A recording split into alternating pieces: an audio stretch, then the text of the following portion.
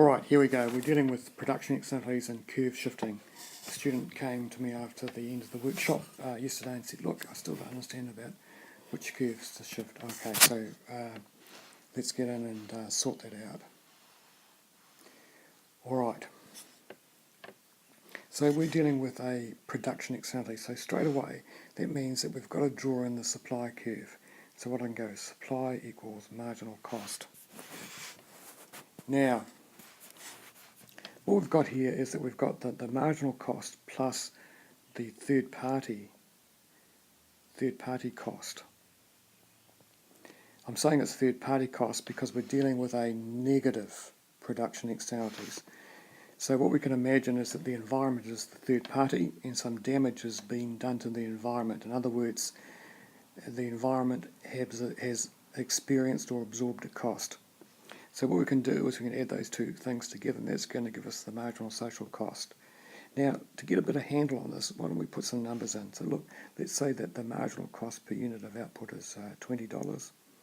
Let's say that the environmental damage done is $10 per unit produced. And so when we add those numbers together, we get a marginal social cost of $30.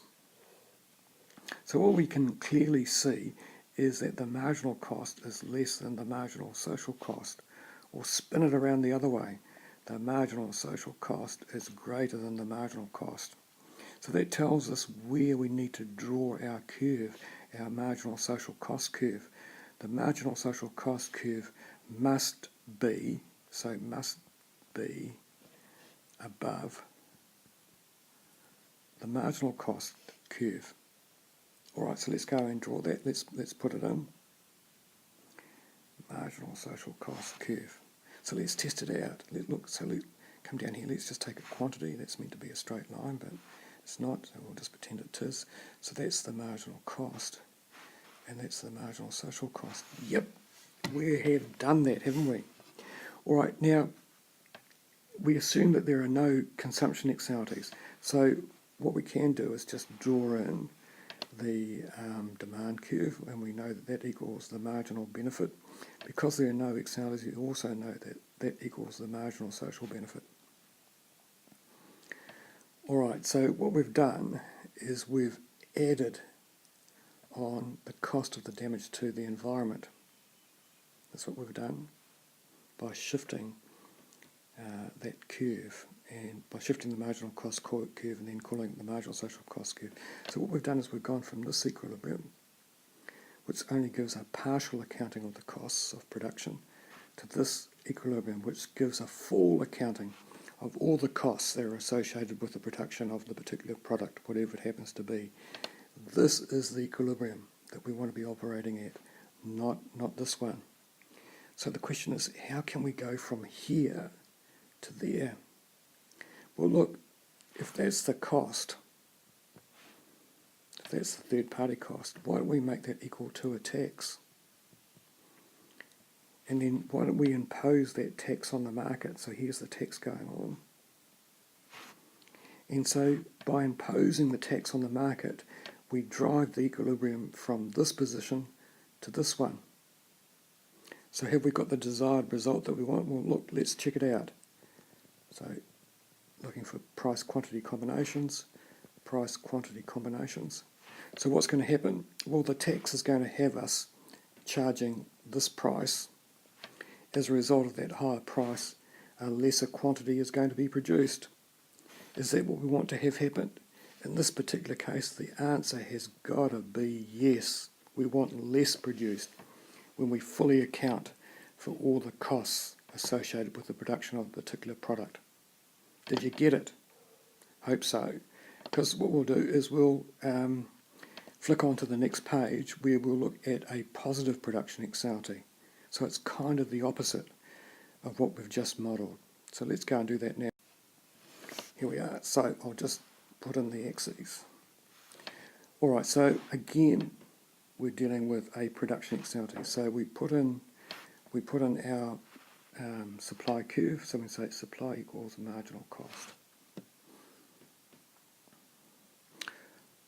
Alright, so what we've got here is marginal cost plus third party benefit equals marginal social cost.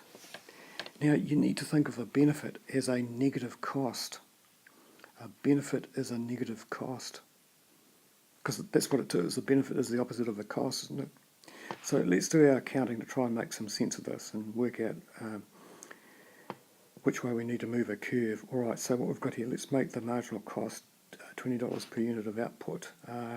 Let's say that the benefit to the environment, let's assume the environment is the third party, is $10, so we'll go minus 10, gives us $10. That $10 is a marginal social cost.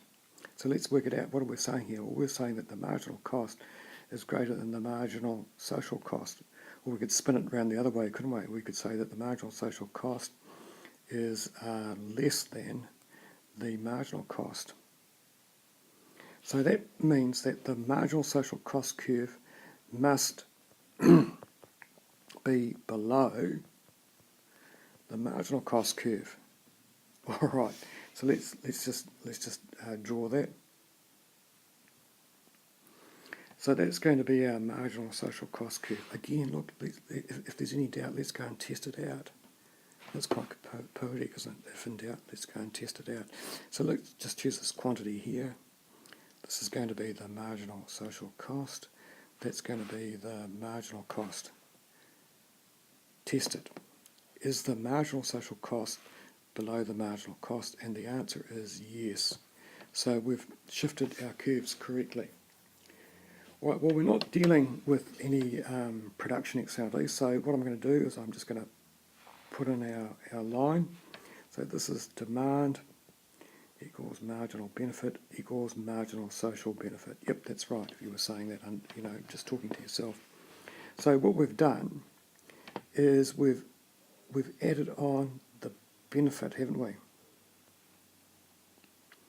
So this equilibrium here only gives a partial accounting of the production. This equilibrium here gives a full accounting of the production. And what it's really doing is suggesting that we should be producing more. Right, so how do we drive the market from here down to here? Well, look, if that's the benefit, why don't we make that benefit equal to the subsidy and apply a subsidy?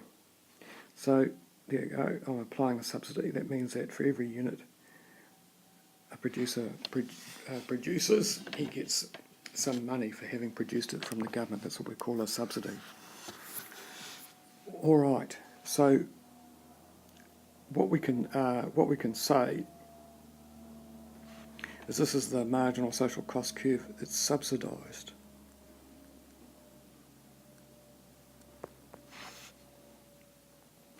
And have we got the outcome that we should get? Well, look, let's test it out. Here's the initial equilibrium. Here's the new equilibrium. And so what's happened is the price has come down, hasn't it? And the quantity supplied has gone up. The quantity supplied has gone up. Is that what we want?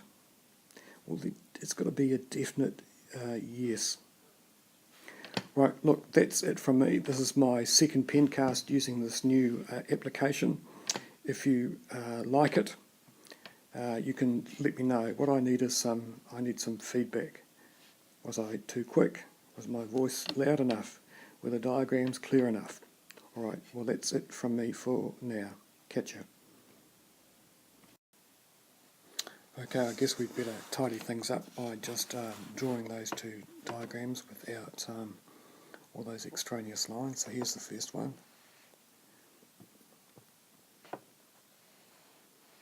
Alright, so what we're dealing with is a negative production externality. So we want less rather than more. So that's marginal cost equals supply, that's marginal social cost. Demand marginal benefit equals marginal social benefit. So we want to go from this equilibrium to this one here. This one fully accounts for all the costs of production. So how are we going to drive the market from this position to this one, we simply impose an indirect tax. There it is there. There's the indirect tax. Usually that indirect tax is equal to the cost of the environmental damage if the environment is the third party that's being injured by production. Alright, well, just turning the page and we'll go and tidy up that other diagram. So just in case, negative production, externality, just EX for externality. Okay, so turning the... Now what we're going to do is we're going to do a positive production externality. Alright, so here we go. Supply equals marginal cost. We've got here is marginal social cost. Here we've got demand equals marginal benefit equals marginal social benefit. So we want to go from this equilibrium, which only partially accounts for the full benefits of the production, down to this one here. So how are we going to make that happen? How are we going to move the market from here to here? Well, there's only one way. Just give the producers a subsidy. So that's the subsidy that's being applied. And so the subsidy means that the price can be lowered and the output will increase, and that's what we want. Okay, well that's it from me. Catch ya.